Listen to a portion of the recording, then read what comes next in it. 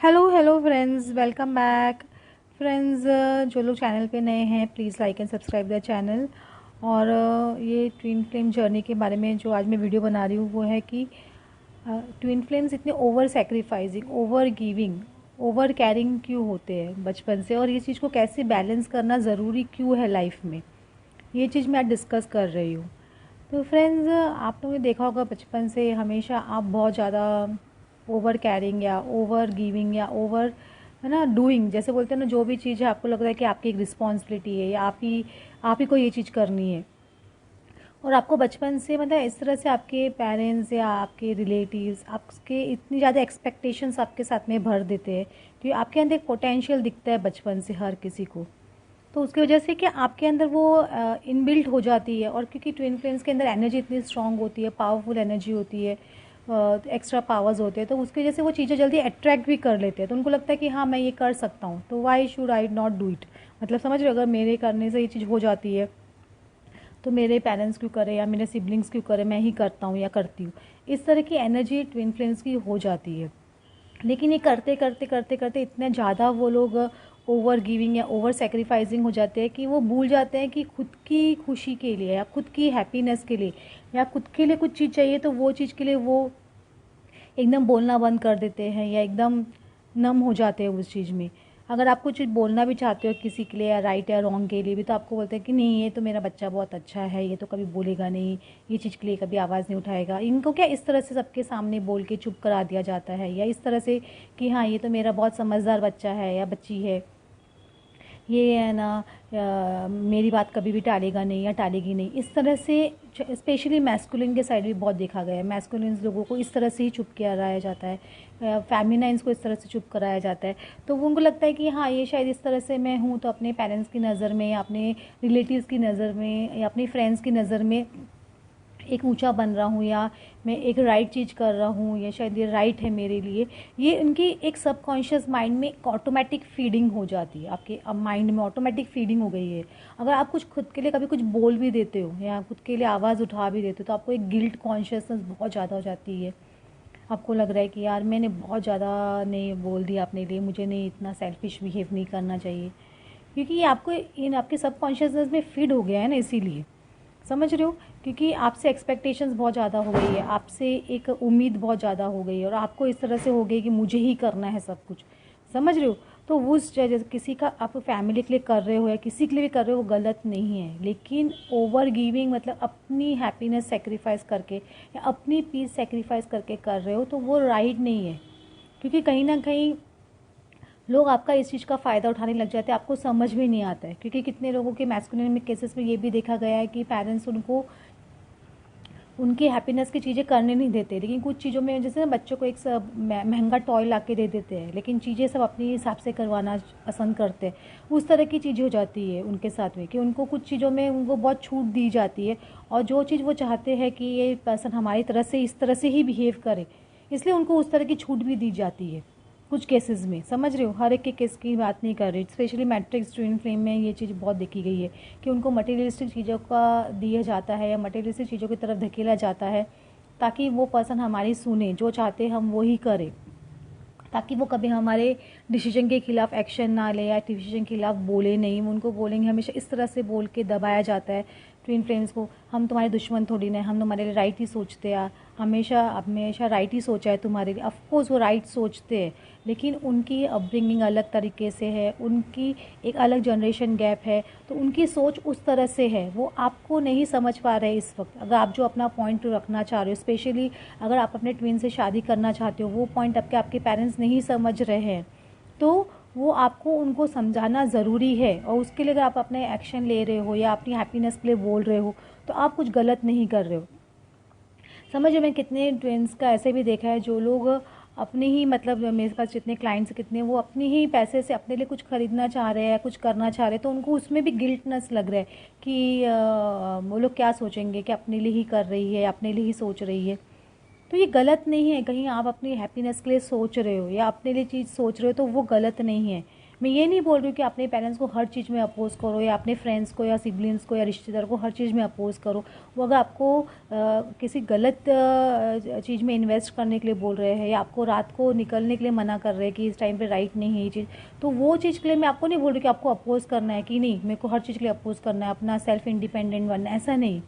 जहाँ आपको लग रहा है कि ये चीज़ राइट है वहाँ खुद के लिए एक एक एक्शन लेना बहुत ज़रूरी है। अगर आप खुद सेल्फ इंडिपेंडेंट नहीं बनोगे या सेल्फ करेजियस नहीं बनोगे चीज़ों के लिए, तो क्या आपका उसी तरह से डिपेंडेंसी की एनर्जी में ही रह जाओगे। अगर कहीं ना कहीं आपके ट्विन आपके लिए एक्शन नहीं ले रहे हैं, अपने पेरेंट्स को नहीं बोल रहे हैं या अपने लिए आवाज़ नहीं उठा रहे हैं वहाँ पे, तो कहीं ना कहीं आप खुद के लिए एक्शन नहीं ले रहे हो यहाँ पे। क्या आप खुद अपने पेरेंट्स को अपनी इच्छा बता रहे हो? क्या आप अपने सिबलिंग्स को बता रहे हो कि आप क्या चाहते हो, आपकी क्या खुशी है? क्या उसके लिए आप एक्शन ले रहे हो? जब आप ये सब चीज़ करते हो तो ऑटोमेटिकली आपकी ट्विन भी वहाँ पे आपके लिए एक्शन लेंगे। ये याद रखिए।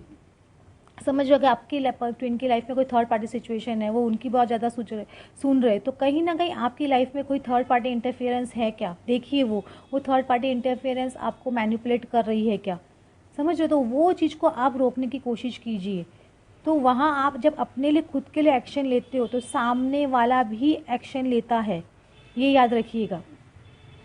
तो यही चीज़ आपको फॉलो करनी है और विदाउट गिल्ट कीजिए कि गिल्ट है या ग्रीफ है या अनहैप्पीनेस है, ये सब लो वाइब्रेशन एनर्जी है। आपको क्या एक कॉन्फिडेंस के साथ में एक ना ट्रस्ट के साथ में एक ना पीस के साथ में आपको एक्शन लेना है। समझ लो, सामने वाले को समझा के, और इतने एक्शन पे इतने दृढ़ रहिए, इतने वो ना एकदम हो जाए कि हाँ मुझे ये एक्शन लेना ही है और ये मैं राइट कर रहा हूँ या राइट कर रही हूँ। तब सामने वाले को वो आपका मैसेज क्लियरली जाता है कि हाँ कि ये पर्सन है भी एकदम अपने डिसीजन पे एकदम पक्का हो चुका है या पक्की हो चुकी है, अब ये पीछे नहीं हटेंगे और वो आपकी सुनेंगे उस वक्त। समझ लो, हर चीज़ में ज़रूरी नहीं है कि वॉइस रेस करके या आर्ग्यूमेंट करके ही सामने वाले को समझाया जाए।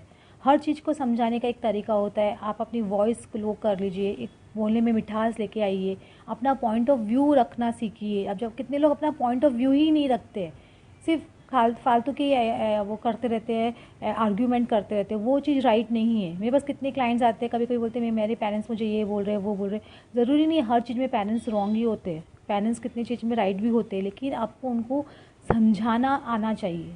उनका तरीका, उनके पॉइंट ऑफ व्यू को समझिए और अपना पॉइंट ऑफ व्यू उनको समझाइए। ये बहुत ज़रूरी है। अगर आप अपने साइड से एक्शन ले रहे हो तो आपके ट्विन भी आपके लिए वहाँ से एक्शन डेफिनेटली लेंगे। ये याद रखिए। अगर आप खुद के लिए यहाँ पे नहीं सोच रहे हो, खुद के लिए डिसीजन नहीं ले रहे हो, तो वहाँ आपके ट्विन आपके लिए कभी भी एक्शन नहीं लेंगे। ये याद रखिए। तो होप आपको मेरा पॉइंट ऑफ व्यू समझ में आ रहा है। इसमें आप सेल्फिश नहीं हो, समझ रहे हो? ये गिल्ट की एनर्जी निकाल दीजिए कि मैं अपने लिए एक्शन ले रहा हूँ। कितने लोग मुझे फैमिली आते हैं, फैमिली वाले जो होते हैं या ट्विन फ्लेम, क्योंकि फैमिली उनके या रिलेटिव्स उनको बहुत ज़्यादा बॉदर करते हैं, तो बोलते हैं बचपन से हमको आदत नहीं है कि अपनी बुआ के अगेंस्ट बोले या अपने अंकल के अगेंस्ट बोले।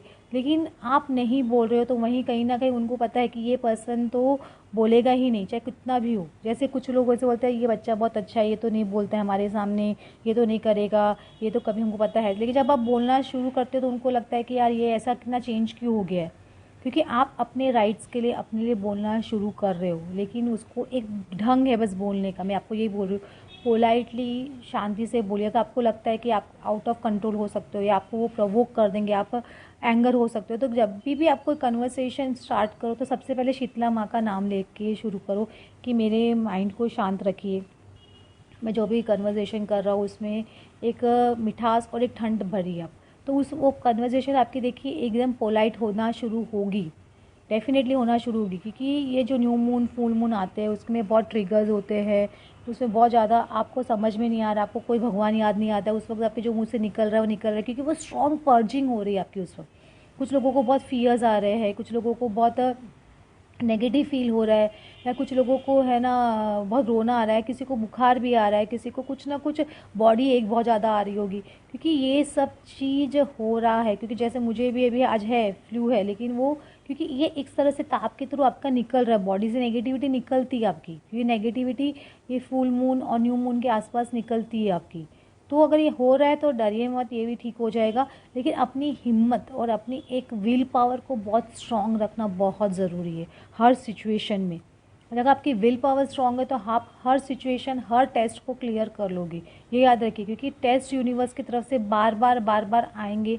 ये जर्नी पे से आपका बार बार फेथ उठेगा, ये जर्नी पे से आपको बार बार लगेगा कि नहीं यार ये कुछ है ही नहीं। लेकिन आप 1-2 दिन ऐसा फील करोगे, आप लो फील करोगे, फिर से आप वो जर्नी पे वापस आओगे। क्योंकि आपको लगेगा नहीं, इस जर्नी के बगैर आप चल ही नहीं सकते हो। क्योंकि आप वो पर्सन के बगैर रह नहीं सकते हो, आप वो पर्सन के बगैर आप अपने आप का इमेजिन नहीं कर सकते कि आपका पर्सन आप खुद हो ना। जिस दिन आप बिलीव करना शुरू कर दो कि वो पर्सन आप ही है और वो आपके साथ में हमेशा है, वो आपको एनर्जी इस तरह से फील करने शुरू कर दोगे ना, तो ऑटोमेटिकली सब चीज़ राइट होना शुरू हो जाएगा।